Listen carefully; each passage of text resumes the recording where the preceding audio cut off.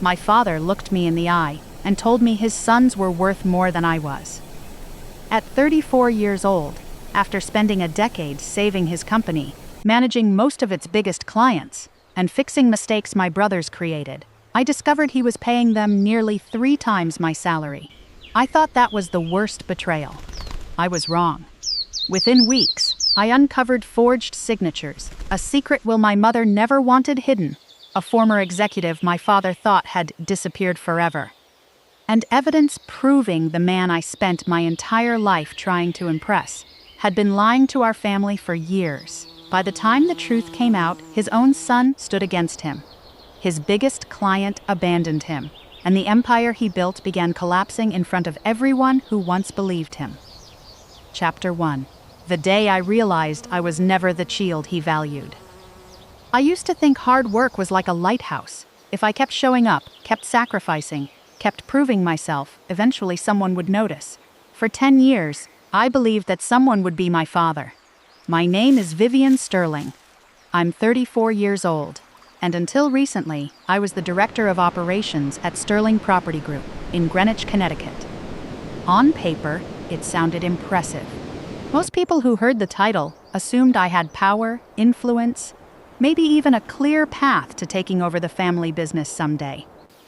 What they didn't see was that I spent most of my career cleaning up disasters created by other people. I arrived at the office before 7 every morning. The lobby lights were usually still off when I walked in. The cleaning crew knew my name better than most executives.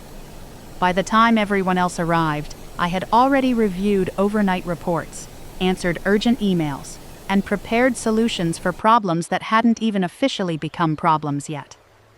That Monday started like hundreds before it. I was halfway through my second cup of coffee when my phone rang. Connor. I stared at the screen for a moment before answering. Vivienne, we have an issue. That sentence alone told me everything. What happened?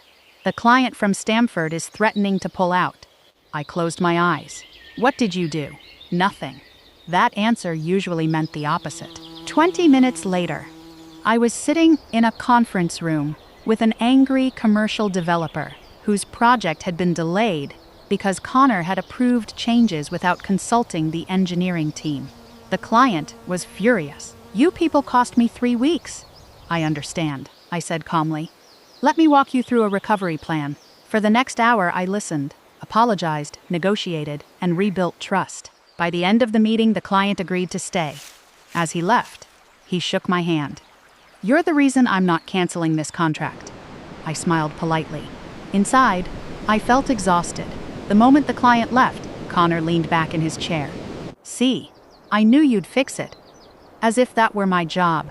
As if his mistakes were just another item on my daily checklist. Later that afternoon, my father called a leadership meeting. Executives filled the conference room, department heads, project managers, regional directors.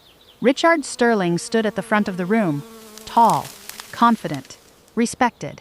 The kind of man people admired within 5 minutes of meeting him. The kind of father I spent most of my life trying to impress. He began reviewing quarterly performance. When he reached a recently completed acquisition deal, he smiled. Outstanding work by Ethan. My older brother nodded modestly. The room applauded. I sat quietly, because everyone in that room knew the truth. I had negotiated that acquisition. I had spent 6 months building the relationship. I had handled every obstacle. Ethan attended the final signing ceremony. That was enough. My father continued praising him. Future leadership material. Those words landed harder than they should have. Future leadership. I looked down at my notes. In 10 years, Richard Sterling had never used those words for me. Not once. After the meeting, I was gathering documents when a voice spoke behind me. You know everybody sees it, right? I turned around. It was Frank Miller. Frank had worked for the company longer than I had been alive. 70 years old. Semi-retired. Still came in 3 days a week. Sees what? He lowered his voice. You're the one holding this place together. I laughed softly. You should probably keep that opinion to yourself. Frank shook his head. I'm serious. He looked around to make sure nobody was listening. Every department head knows it. Most of the clients know it. Hell, some of us think the company would have fallen apart years ago without you. His words stayed with me long after he walked away, because hearing them felt strangely painful. Not comforting. Painful. Because they came from a man who barely knew me, and not from the father whose approval I'd been chasing my entire life. The following weekend, I spent 2 days saving another contract. A major tenant was preparing to terminate a long-term lease agreement. While I sat in conference rooms negotiating terms, my social media feed showed photos from a country club, Richard, Ethan Connor, all smiling beside one of our largest investors. Golf carts, steaks, expensive whiskey. I stared at the pictures for a moment. Then I put my phone away and went back to work. Monday morning arrived. The crisis was resolved. The client renewed. The company kept millions in future revenue. No one mentioned my name. 3 days later, everything changed. I wasn't looking for salary information. I was searching for operating budget reports when an internal compensation document appeared in a shared executive folder. Normally, I would have closed it. Something made me click. The file opened. I scanned the names. Then I froze. Ethan Sterling. Base salary $225,000. Plus bonuses. Connor Sterling. Base salary $190,000. Plus bonuses. I kept reading, certain I had missed something. Then I found my own name. Vivienne Sterling. $78,000. For a few seconds, I genuinely thought it had to be a mistake. I checked again, then again. My heart started pounding. I leaned back in my chair. 10 years. 10 years of fixing problems. 10 years of protecting clients. 10 years of sacrificing weekends. 10 years of being available 24 hours a day. And somehow I was worth less than half of what my brothers earned. The office around me faded into background noise. I remembered canceled vacations, birthdays missed, relationships that ended because I was always working, apartments I barely spent time inside, dreams I kept postponing. Someday, I had told myself, someday Dad will see what I'm doing. Someday he'll understand. Someday he'll be proud. For the first time in my life, I allowed myself to ask a different question. What if someday never comes? I didn't cry. I didn't yell. I didn't storm into Richard's office. Instead, I started collecting information. Revenue reports, performance reviews, client retention records, dispatchment metrics, operational results. If I was going to ask difficult questions, I wanted facts, not emotions. Over the next several days, I built a file. The evidence became impossible to ignore. The numbers showed exactly what I already knew. Most of the company's largest accounts flowed through me. Most crisis resolutions involved me. Most client retention successes involved me. I wasn't imagining my value. The data proved it. By Friday afternoon, I received an email from Human Resources requesting a compensation review meeting. I almost smiled. Good. Finally. I printed everything, organized every report, prepared every argument. As I walked down the hallway toward the conference room, I felt strangely calm. Maybe there was an explanation. Maybe someone had made an error. Maybe this was the moment everything changed. I reached the door, took a breath, and stepped inside. The HR director was already seated at the table. But she wasn't alone. At the opposite end of the room sat Richard Sterling. My father waiting for me. Chapter 2. They're men. You just waste money.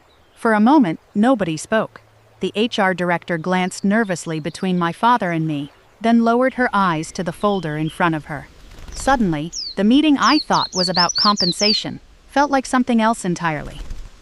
I took a seat and placed my reports on the table. I had spent days preparing revenue numbers, client retention statistics, operational performance metrics, evidence, facts, proof. I pushed the documents forward. I oversee 65% of the company's major accounts. Client retention in my division is the highest in the company. Last year alone, the contracts I managed generated more revenue than both development teams combined. Neither of them looked surprised. That should have been my first warning. Richard barely glanced at the reports. I continued anyway. My voice remained calm. I walked them through the numbers. 10 years of performance. 10 years of measurable results. 10 years of sacrifices reduced to spreadsheets and charts. When I finished, silence filled the room. I waited. The HR director shifted uncomfortably. My father leaned back in his chair. Then he smiled. Not proudly, not kindly, potently. Like someone waiting for a child to finish a tantrum. Finally, he spoke. "They're men. You just waste money." For a second, I genuinely thought I had misheard him. "What?" He folded his hands. "You heard me." The room felt smaller. I stared at him. "Dad, this isn't about feelings. These are numbers." "Exactly." He nodded. "And numbers aren't the whole picture." I could feel my pulse accelerating. "Then explain it to me." He sighed as if I were forcing him to state something obvious. "Ethan is building a future. Connor is building a future. Men need resources. They need capital. They need opportunities." I couldn't believe what I was hearing. "And I don't?" "You're a woman, Vivienne." The words landed harder than any insult he had ever thrown at me. "You'll get married someday. You'll start your own family. Eventually, your priorities will change.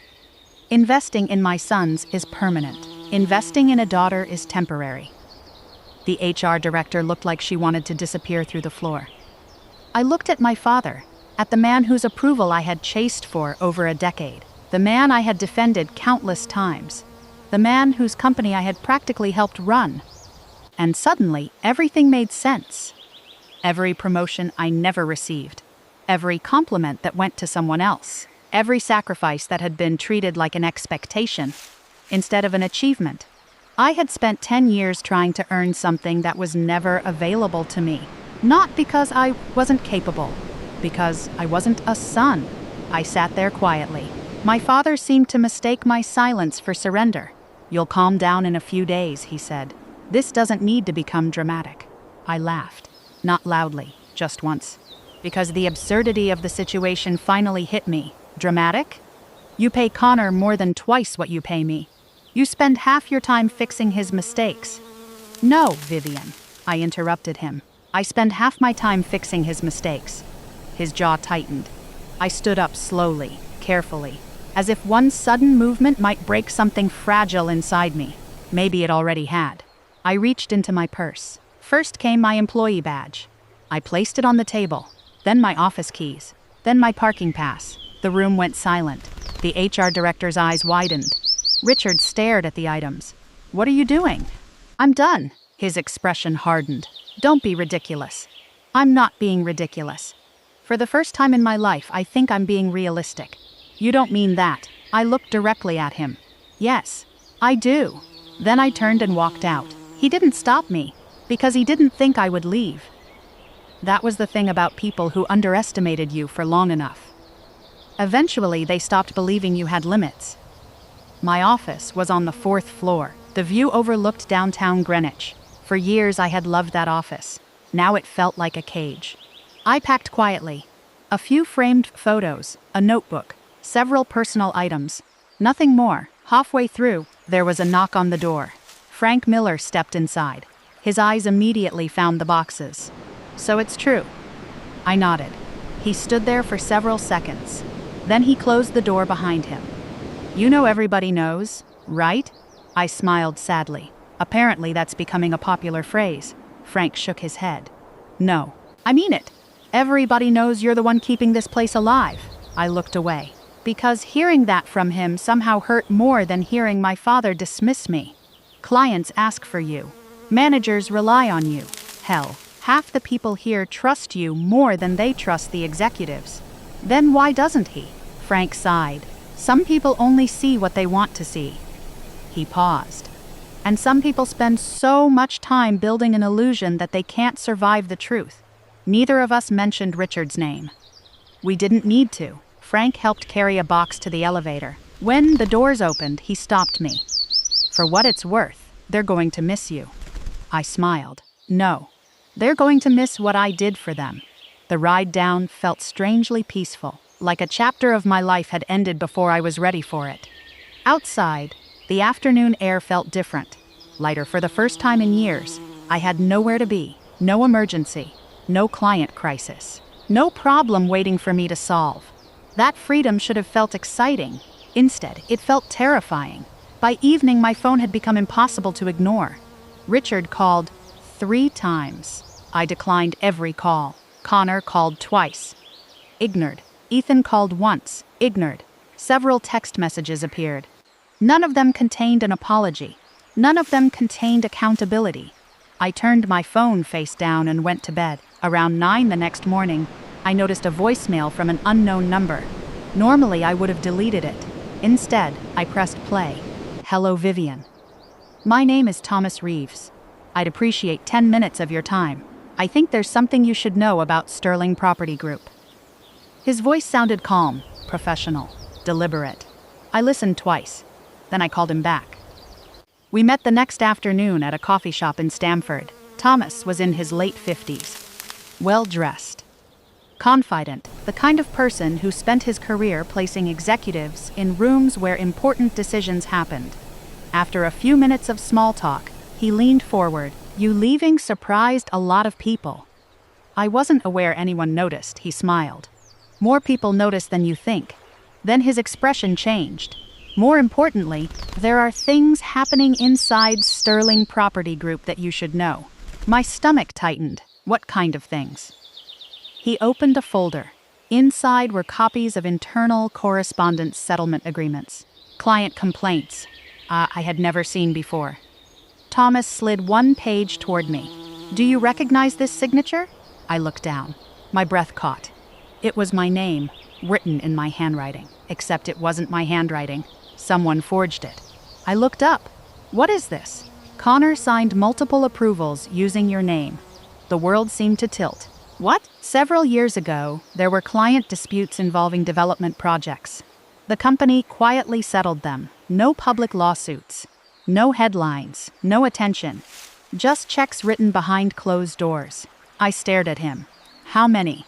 Enough that someone worked very hard to keep them hidden. I felt sick, Thomas continued. There's another name you should know. Patricia Hayes. The former COO? He nodded. She left in 2013. That's what everyone was told. The way he said it made me sit up straighter. What actually happened? Thomas held my gaze. Patricia Hayes was the only executive who ever openly challenged Richard Sterling. Then she disappeared. I stared at him. The coffee shop noise faded into the background. For the first time since leaving the company, I had the unmistakable feeling that the salary discrepancy wasn't the real story. It was only the first crack in something much bigger. That evening I started applying for jobs, executive positions, operations leadership roles, consulting firms, real estate management groups. I had experience results, references. I expected interviews. Instead, I received rejection after rejection. Days passed, then a week, then another. Finally, one HR manager agreed to speak off the record. She lowered her voice during the phone call. Vivienne, this stays between us. My stomach tightened. What is it? Someone has been calling employers. I already knew the answer before she said it. Richard, he's telling people you're unstable. Difficult. Emotional. He's warning companies not to hire you. After the call ended, I sat alone in my apartment staring at the wall. The realization hit harder than anything that happened in that conference room. My father wasn't just willing to undervalue me. He was willing to destroy my future. Near midnight, my phone vibrated. Unknown number. One new message. I opened it. You did the right thing. Then another line appeared beneath it. But you're looking at the wrong crime. Chapter 3. The woman my father tried to harass. I read the message 3 times before setting my phone down. The words stayed with me long after the screen went dark. Not because they were threatening, because they felt informed. Whoever sent them seemed certain that the salary issue wasn't the real story. By the next morning, I still had no idea who had sent the text. What I did have was another message waiting in my inbox. This one came from Thomas Reeves. A simple email asking if we could meet again. I called him before breakfast. Did you send me a text last night? No, there wasn't even a pause. Should I know about it? I read the message aloud. Silence followed. Then Thomas spoke carefully. Someone wants you looking deeper. Or someone wants you scared. Neither possibility made me feel better. Around noon, he called back. "There's someone who wants to talk to you." "Ho?" "Linda Brooks." I sat upright. "The senior accountant?" "The same one." I remembered Linda immediately. She had worked at Sterling Property Group for over 20 years. Quiet. Professional. The type of person who rarely drew attention to herself. "Why would she want to talk to me?" Thomas hesitated. "She said it concerns your mother." The drive to Stamford felt longer than usual. Linda refused to meet in public. Instead, she gave me an address behind St. Andrew's Church. The location turned out to be a nearly empty parking lot hidden behind a row of trees. When I arrived, a silver Honda Accord was already parked near the edge of the lot. Linda sat inside. She didn't get out immediately. She looked around first, checking mirrors, watching nearby roads. The behavior made my stomach tighten. I climbed into the passenger seat. Linda looked older than I remembered. More tired, more nervous. "Thank you for coming." "You said this was about my mother." She nodded, then reached into the back seat and pulled forward a cardboard file box. My heart started pounding. "What's all this?" "Documents. Financial records, barred reports. Things I should have turned over years ago." I stared at the box. "Why now?" "Because you're finally asking the right questions." Linda looked away. For several moments, she seemed to be debating whether to continue. Then she took a deep breath. "A few months before Margaret died, she came to see me." My chest tightened. My mother rarely came to the accounting department. What for? She was worried. About what? Linda gave a sad smile. "At the time, I didn't know. Now I think she was worried about everything." The answer sent a chill through me. Richard always described my mother the same way. Gentle. Quiet, fragile. Someone who didn't understand business. Someone who left difficult decisions to him. That image had been repeated so often that I never questioned it. Linda seemed to read my thoughts. "Your mother wasn't weak, Vivienne." The words hit harder than I expected. No one had ever said that to me. She was one of the smartest people in that building. She just didn't advertise it. Linda opened one of the folders. Inside were printed emails. Many of them included my mother's name. I stared at the pages. I had never seen most of them before. Your mother was asking questions about transfers, ownership structures, executive compensation, things Richard didn't want examined. I felt my pulse accelerate. "Are you saying she suspected something?" Linda nodded slowly. "I think she suspected a lot." The parking lot suddenly felt colder. Before she left my office that day, she handed me an envelope. What was inside? Linda looked directly at me. Instructions. If anything happened to her, I was supposed to keep certain records safe. I couldn't speak. For years I had believed my mother simply got sick, that she faded away while my father bravely carried the family forward. Now I wasn't sure what I believed. Linda pushed the box toward me. "Take these." "What's in them?" Enough to make Richard very uncomfortable. The drive home was a blur. That night, I sat at my kitchen table surrounded by documents. Timas, financial statements. Tinnell memos, board communications. Some made little sense, others made far too much. Patterns started appearing. Payments authorized without clear explanations. Settlements linked to projects Connor had managed. References to decisions that somehow never reached official meeting records. And one name kept appearing. Patricia Hayes, the former chief operating officer, the woman who supposedly left the company voluntarily in 2013, the woman Thomas clearly believed was important. The next morning he called. "I've arranged something." "Something?" "A meeting. With Patricia." I almost dropped the phone. "She's willing to see me?" "Apparently." Where? Boston. 3 days later, I found myself sitting in a small office overlooking the harbor. Patricia Hayes entered carrying 2 coffees. She was older than I expected, strong posture, sharp eyes. The kind of woman who immediately made a room feel smaller. She handed me a cup. "You look like your mother." The comment caught me off guard. "You knew her well?" "Better than most people did." Patricia sat across from me. For a moment, neither of us spoke. Then she studied me carefully. "How much has Thomas told you?" "Not much." "Good. because most people start with the wrong story. I almost laughed. That seems to be happening a lot lately. Patricia nodded. Then she leaned forward. Your father has spent years controlling the narrative. About the company, about your mother, about you. The directness of her words was startling. She continued. Connor made mistakes constantly. You fixed them. Ethan got credit for work you performed. You protected clients, you protected revenue. You protected Richard. Every sentence felt uncomfortably accurate. Why didn't anyone say anything? Some of us did. Patricia's expression darkened. Your father didn't like that. The room fell silent. Then she said something that changed everything. Richard wasn't afraid of losing money. He was afraid of losing control. I stared at her. Control of what? Everything, the company, the family, the story everyone believed. Patricia stood and crossed the room. Against one wall sat a large steel safe. My heartbeat quickened. When she entered the combination, I realized she had anticipated this meeting long before it happened. The door swung open. Inside were files. Boxes, documents. Years of them. Patricia removed a single folder. Then another. Then a sealed envelope. She carried everything to the table and placed it in front of me. What is this? Evidence of what? Of the truth. My hands felt unsteady. Patricia opened the first folder. Inside were legal documents, ownership records, correspondence, and references to something that immediately caught my attention. A will. I looked up. My mother's will? Patricia nodded. Not the version your father showed everyone. A different one. For a moment, I couldn't breathe.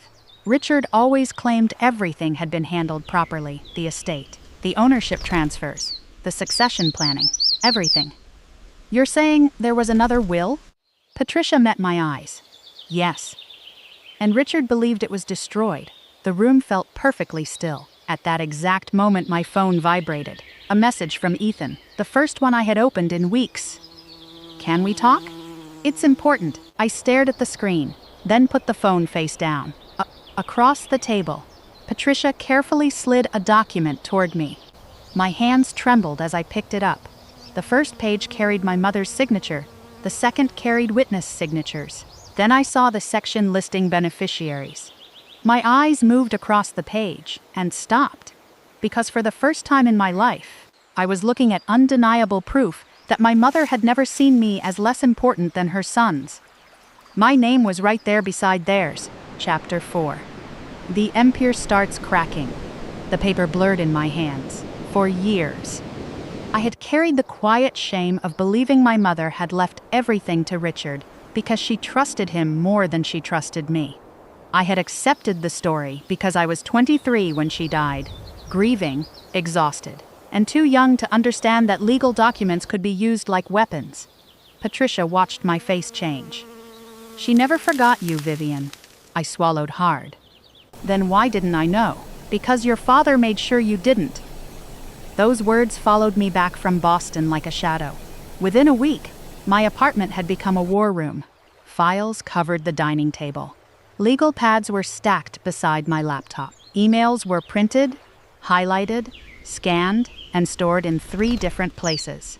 Patricia introduced me to Rachel Green, an employment attorney in Hartford, with the kind of calm voice that made panic feel inefficient. Thomas connected me with Daniel Carter, a forensic accountant who had spent 25 years unraveling fraud for private companies and federal investigations. Daniel did not waste time. He sat at my table the first morning with reading glasses low on his nose, sorting through the documents Linda had given me. "This isn't one mistake," he said. I looked up from my coffee. "What do you mean?" He tapped a stack of approval forms. "These signatures don't match, not consistently. Some are copied from older documents. Some are traced. Some were inserted electronically." My stomach tightened. "My signature? Yours. Ethan's. Possibly board members." Rachel stood near the window, reading through the compensation file. "And your salary records are worse than I expected." I almost laughed. "That is becoming a theme." She glanced at me. "Vivienne, this isn't just unfair. This creates exposure. Gender discrimination, compensation fraud, retaliation. maybe fiduciary duty violations, depending on what Richard did with corporate authority. Daniel lifted another folder. And this may connect to probate. The word made the room go still. Probate. My mother's estate. The will Richard had presented. The will Patricia had preserved. Suddenly, this was no longer about being underpaid. It was about whether my father had rewritten the legal history of my family. That afternoon, Rachel looked me in the eye and asked the question no one else had asked. Are you prepared for what happens if we prove this? I knew what she meant. Proving it meant not just winning. It meant detonating what was left of my family. I don't know, I said. Then I looked at the table covered in evidence. But I know I can't unknow it. 3 days later, Thomas called. There's someone else you need to see. If you say another person my father tried to erase, I'm going to need stronger coffee. His voice softened. It's Eleanor. My grip tightened around the phone. My grandmother. I had not seen Eleanor Sterling in almost 11 years. After my mother's funeral, Richard told me. Eleanor blamed me for being away at college when Margaret got sick. He said she couldn't bear to look at me because I reminded her of everything the family lost. I believed him because grief makes lies easier to swallow. Eleanor lived in a white colonial house outside New Haven, set back from the road behind old maple trees. When I pulled into the driveway, my hands were shaking. She opened the door before I knocked. 86 years old, silver hair pinned neatly back, one hand resting on a cane, eyes sharper than mine had ever been. For a moment we just stared at each other. Then she said my name. Vivienne? I broke before she did. She pulled me into her arms with surprising strength. My God, she whispered. He really kept you away. I stepped back, wiping my face. You didn't hate me? Eleanor looked horrified. Hate you? Sweetheart, I wrote to you for years. The floor seemed to shift beneath me. What letters? Her expression hardened. The ones your father said you returned unopened. I felt cold spread through my chest. Richard had not only taken my place in the company, he had stolen years from me and my grandmother. Inside, Eleanor led me to a small study lined with books and photographs. On the desk sat a leather box. She opened it with slow, careful hands. Inside were journals, letters, prefinted emails, all belonging to my mother. Eleanor handed me the first one. Margaret asked me to keep these safe. I should have done more. I was afraid of Richard. I regret that every day. I opened the journal. My mother's handwriting filled the page. I recognized it instantly. There is a difference between peace and silence. Richard calls Vivienne difficult when she asks fair questions. I worry that one day he will teach her to confuse obedience with love. I pressed my hand to my mouth. Eleanor looked away to give me privacy. Another page. If anything happens to me, I want Vivienne to know this. Her value was never determined by Richard's inability to see it. The room blurred. My mother had seen it.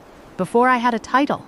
Before I had evidence. Before I learned how deeply the lie ran. She had seen me. For the next hour, Eleanor told me the parts of the past Richard had buried. Margaret had not been fragile. She had been strategic. She had questioned compensation practices, ownership transfers, and the way Richard protected Ethan and Connor from consequences while demanding perfection from me. Then Eleanor said something that made my blood run cold. Your mother was afraid near the end. I looked up. Afraid of Richard? Eleanor hesitated. She never used those words. But she told me if the estate documents changed suddenly, I should not believe it. Before I could answer, my phone buzzed. Linda. I stepped into the hallway and answered. Her voice shook. Vivienne, I got a letter from Richard's attorney. What kind of letter? Cease and desist. It says if I keep spreading stolen company documents, they'll sue me for breach of confidentiality and seek damages. I closed my eyes. Linda, listen to me. Don't respond. Send it to Rachel. They know Vivienne. They know I talked. Her fear was real. And suddenly I understood Richard's next move. He couldn't stop the truth, so he was going to make the truth too expensive to tell. By the following morning, the attacks started multiplying. A recruiter who had once sounded eager stopped returning my calls.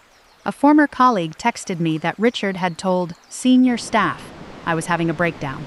Ethan received a packet of documents to sign, confirming that all operational approvals had been properly reviewed under my authority.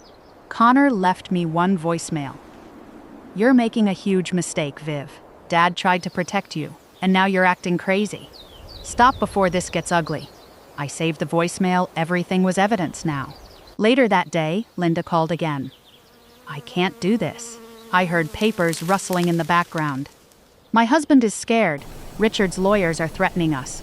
I could lose my savings, my pension, everything." I leaned against my kitchen counter. "Linda, I won't ask you to destroy your life for me." She went quiet. "But this isn't just about me anymore. My mother trusted you because she knew something was wrong. If we stop now, Richard gets to bury her twice." Linda began to cry softly. For a long moment, neither of us spoke. Then she said, "Tell me where to send the letter." That night I thought I had reached the limit of what I could absorb. Then Michael Lawson called. Michael was the CEO of Lawson Commercial Holdings, one of Sterling Property Group's largest clients. I had managed his account for 7 years. His voice was steady. "I heard you left." "I did." "Then we're reviewing our contract." I sat up. "Because of the scandal?" "No." A pause. "Because you're not there." For the first time all week I couldn't speak. Michael continued. "Vivienne, we didn't stay with Sterling because of Richard. We stayed because of you. If you're building something new, I want to know." After the call ended, I sat in the quiet for a long time. That was the strangest part of losing my father's approval. Other people kept showing me I had never needed it as much as I thought. 2 days later, Ethan finally agreed to meet. We chose a small diner off I-95, halfway between Greenwich and New Haven. He looked terrible when he walked in. Tired, unshaven. Not like the polished air Richard always presented to the world. He slid into the booth across from me. "Dad asked me to sign something." "I know." His eyes flicked up. "You know? I know a lot now." He swallowed. "I thought he was protecting us." "No, Ethan. He was using us." He flinched. I expected him to defend Richard. Instead, he reached into his jacket and pulled out several photocopied pages. These were in my file. Approvals I supposedly signed. I didn't sign them. Daniel's warning echoed in my mind. Some signatures were not just mine. Ethan rubbed both hands over his face. Connor isn't the only one he hid behind. Something changed in him then. Not completely, not enough. But I saw the first crack. Before we left, he hesitated. "There's something else." "What?" He looked out the window toward the parking lot. "I overheard Dad on the phone yesterday. He mentioned Patricia." My pulse quickened. "What did he say?" "He said he always knew she was alive. He said he left her alone because he didn't know what she had kept." The booth felt suddenly too small. Richard had known, for years. He had known the one woman who could expose him was still out there. He had not ignored Patricia because she was harmless. He had waited because he was afraid of what she might be holding. That made him more dangerous than I had wanted to believe. Ethan stood to leave, then stopped beside the table. His face had gone pale. "Vivienne." I looked up. His voice dropped to almost nothing. "I need to tell you what happened the week Mom died." Chapter 5. The day my father lost everything. The diner suddenly felt smaller. Ethan stared at the table for several seconds before continuing. "Back then, I thought Dad was grieving." His voice sounded hollow. I remembered the version of Richard Sterling the world saw after my mother's death. The devoted husband. The grieving widower. The man everyone praised for holding the family together. Ethan rubbed his hands together. A few days after the funeral, I came back to the office because I left some paperwork behind. Dad was in the conference room alone. He looked up, and there was a metal trash can beside him. My stomach tightened. I saw him feeding documents into a fireplace. At the time, I didn't think much of it. I was 27. Mom had just died. Everything felt chaotic. His eyes met mine. "But after everything you've shown me, I can't stop thinking about it." "What kind of documents?" "I don't know." He swallowed. "But I remember seeing Mom's signature. The words hung between us. For the first time, I saw genuine shame in my brother's face. I should have said something years ago. Maybe." He nodded slowly. But I didn't. Neither of us spoke for a moment. Then Ethan reached into his jacket and handed me another envelope. "What's this?" "Copies. Things Dad wanted me to sign last month." I opened the envelope. Inside were documents shifting responsibility for several questionable approvals onto me. Even after I left, even after he had already destroyed my career, Richard was still trying to use me as a shield. That was the moment I stopped seeing this as a family dispute. This was survival. 2 weeks later, a special shareholder meeting was scheduled at Sterling Property Group headquarters. Rachel spent days preparing. Daniel finalized forensic reports. Patricia reviewed old records. Linda gathered every document she had protected for 11 years. The night before the meeting, I barely slept. Not because I was afraid, because I finally understood what was about to happen. For years, my father controlled the story. Tomorrow, he would lose that power. The conference room was packed when I arrived. Board members, shareholders, legal counsel, senior executives, and every person who mattered in this story. Richard sat at the head of the table, still confident, still composed, still convinced he could talk his way out of anything. Connor sat beside him, arms crossed, annoyed more than worried. Ethan sat several seats away, quiet, tense. Patricia arrived with Rachel and Daniel. Linda looked nervous. Eleanor looked determined. Michael Lawson sat near the far end of the table, watching everything carefully. The meeting began. Richard stood first, predictably. He framed everything as a misunderstanding, a disgruntled former employee, a family disagreement, an emotional overreaction. Several shareholders nodded. For a few minutes, I wondered if he might actually pull it off. Then Rachel stood. Everything changed.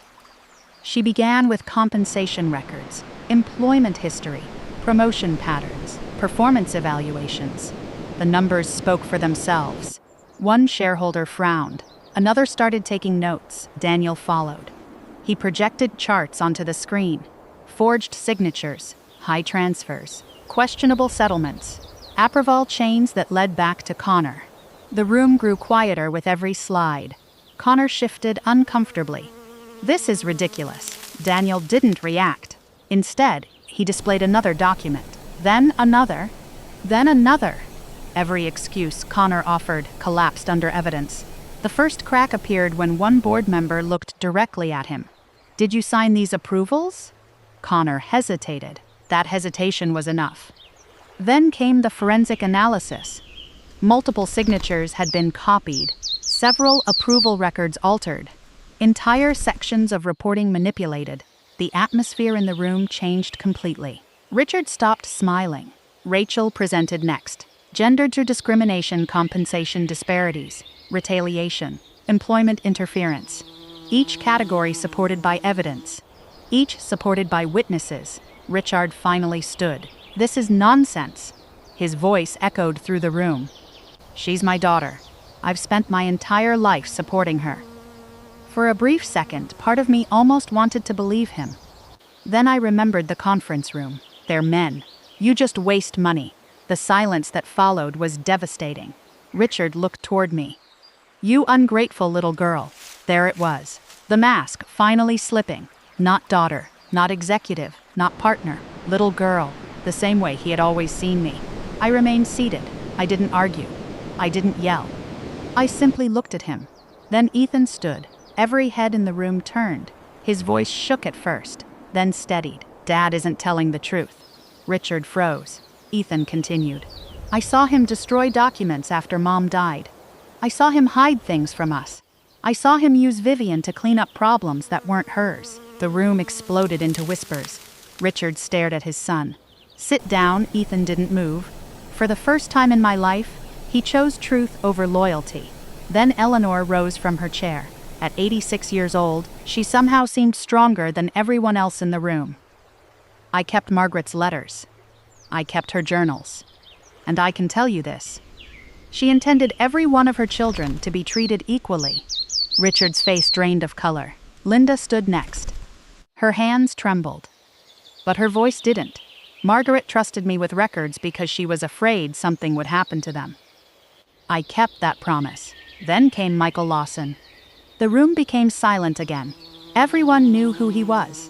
Everyone knew how important his company was.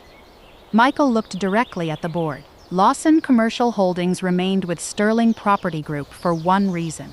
He paused. Vivienne Sterling. Several people exchanged glances. Michael continued.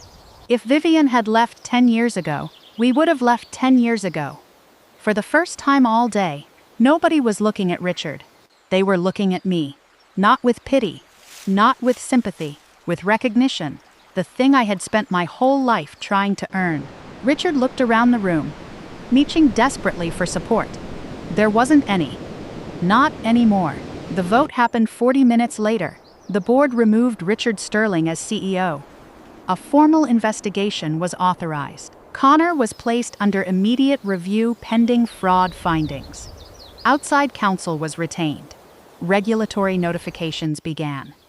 Everything Richard spent decades building started collapsing in a single afternoon. The strangest part was that I didn't feel triumphant. I felt tired, deeply tired, as if I had been carrying something heavy for years and had finally put it down. A month later, civil proceedings were underway. Additional investigations followed. Several matters were referred to authorities.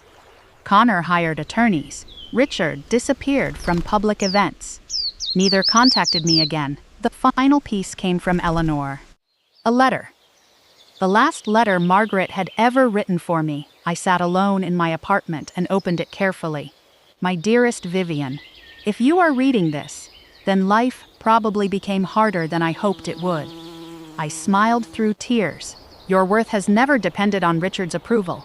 It never depended on a title, or a company, or an inheritance. One day you will understand something I wish I had learned sooner. You have always been enough. I read those words 3 times. Then I cried harder than I had cried at her funeral, because for the first time, I finally believed them. 6 months later, I unlocked the door to a small office in Stamford. A simple glass sign hung outside. Sterling Advisory Partners. Not my father's company. Mine, Michael Lawson, became our first major client. Olivia Harper became our first employee. The office wasn't impressive. The furniture was secondhand. The conference room was tiny. But every inch of it belonged to a future I built myself. One morning, I stood alone in the lobby before everyone arrived. Sunlight spilled through the windows.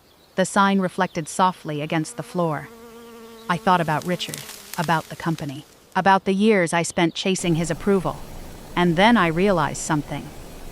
I wasn't angry anymore.